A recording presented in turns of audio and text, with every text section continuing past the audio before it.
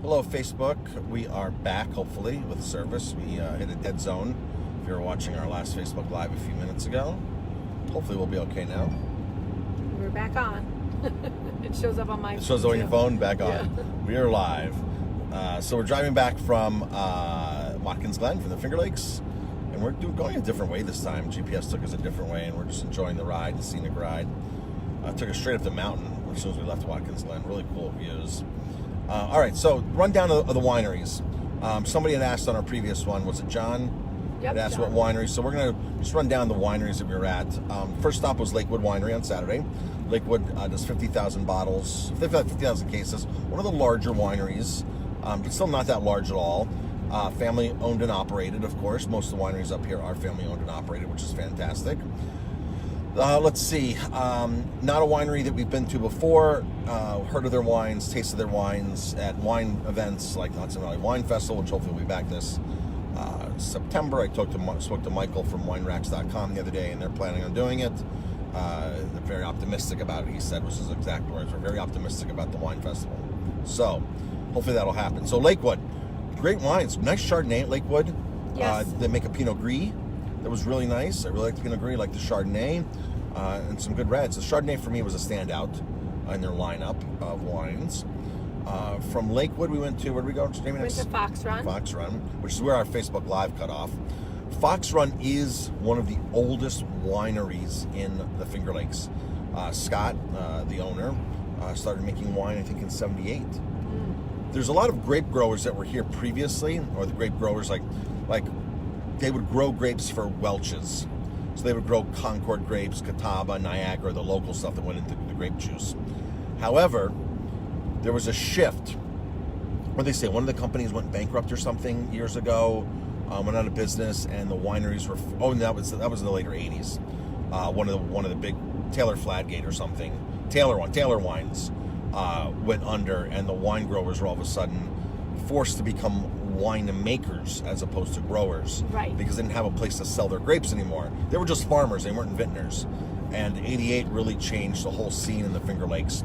But in the early 70s, like Fulkerson was 74, Fox Run was 78, they went out and started making the very first wines here in the Finger Lakes. Dr. Frank was 50 years ago. He was probably one of the very, very first. Him and Herman Weimer. So the industry has just changed drastically over the years, Yes. in the recent 30 years, 40 years. And the wines are getting better and better. Oh. They're getting better winemakers, better quality.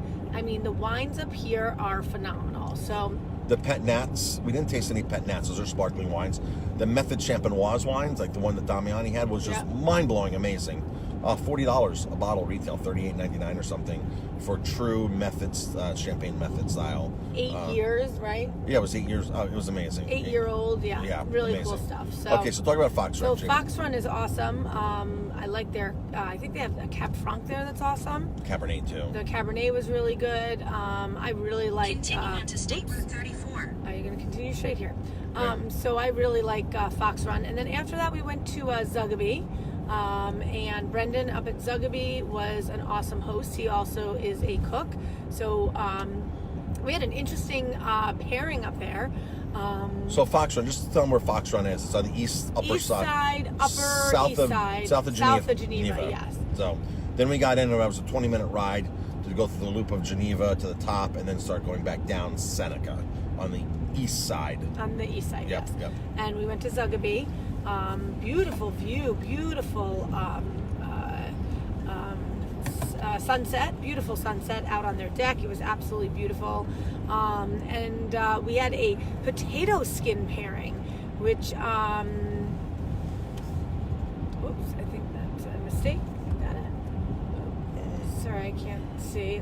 Let me do that while you're driving there. Sorry. Okay. And Zugabee did a potato skin pairing. So 5 different potato skins with toppings paired with wines, and that was really cool. I've never had that before. Really so cool. that was Really really good. a neat idea.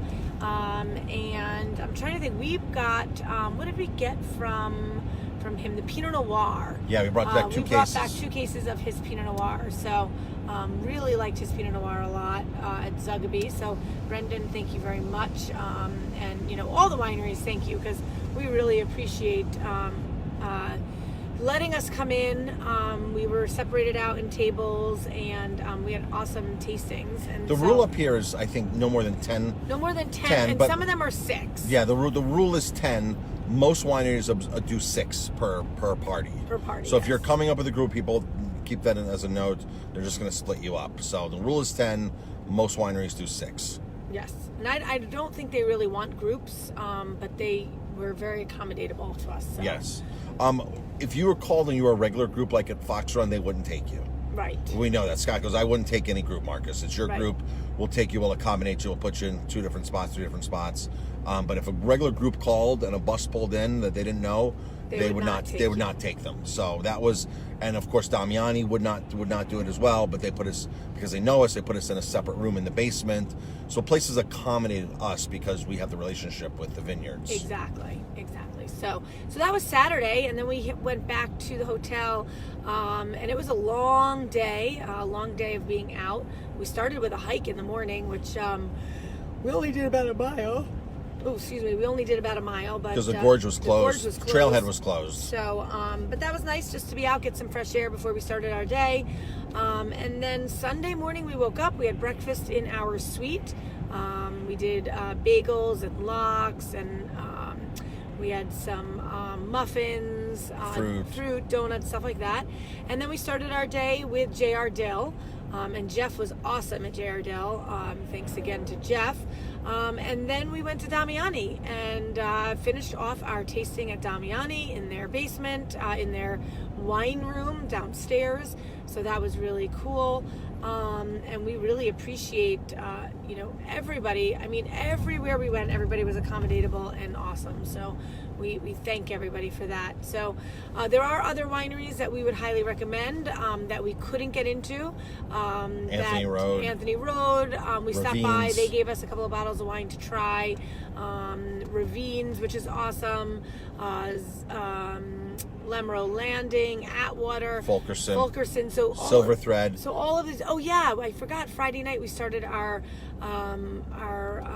reception in our room. Silver Thread. Shannon from Silver Thread came by and tasted us on some wine, and then we had Finger Lakes Distilling there. So, thank you to Brian and Jess at Finger Lakes Distilling. They came and poured 2 cocktails. Continue on to East Tioga so Street. that was cool. It was a fun-filled weekend full of spirits, beer, wine, and that was So that's how we spent our weekend. It was really fun. So we are headed back now to Aromatime. We have $9.99 special this evening of tiki masala chicken, broccoli, and rice for $9.99 to go. And then we also have our buy one get one free wings tonight. We are closed Tuesday and Wednesday, and I hear there's supposed to be some snow, so we might get lucky and be closed those 2 days. And we have our wine dinner tonight, $25 a person, 4 wines and a dish. Italy versus Spain, so 2 Spanish wines, 2 Italian wines, and a dish that incorporates both Spain and Italy. So a risotto with paella ingredients. So we still have maybe a couple of spots available for that. And that is it. We are going to sign off. When's our next trip? Our next trip to the Finger Lakes, if you want to join us, March 19th through the 21st. We're going to do Keuka Lake, maybe a couple of wineries on Seneca Lake, staying in Watkins Glen again. And $800 a person. It includes everything from the time you get there Friday night to the time you leave on Sunday. And it's an awesome steal deal, and we'd love for you to travel with us. So I think everybody is ready for a break and to get away a little bit. So call right away if you want to join us on that trip. And when's our next trip? Italy. Hopefully in November. Fingers crossed. 2021 November to Italy. So hope everybody has an awesome day. Enjoy this bright sun. Get some vitamin D. And we will see everybody later. I'll hopefully do my Facebook Live later. Maybe I'll make that drink that Jess made from Finger Lakes Distilling.